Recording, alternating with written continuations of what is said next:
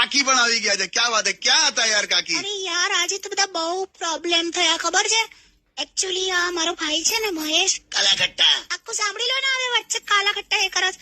તો છે ને મહેશે આમ ગાડી લોક કરી દીધી અને ચાવી અંદર જ રહી ગઈ. બોલો તો ગાડી ખુલે જ નહીં. અરે રે પછી મહેશ છેક રિક્ષા કરીને ઘરે ગયો, ડુપ્લિકેટ ચાવી લીધી, પાછો આવ્યો અને ગાડીનો દરવાજો ખોલ્યો ત્યારે છેક હું બહાર નીકળી 2 કલાક પછી. તે તું ગાડીમાં જ હતી? તારે કુંગળાઈ ગઈ હતી. તે ડોબી અંદરથી ખુલે. અલા યાર કાકી તમે ખરા છો યાર. મને શું ખબર યાર, હું પહેલી વાર ગાડીમાં બેઠેલી યાર.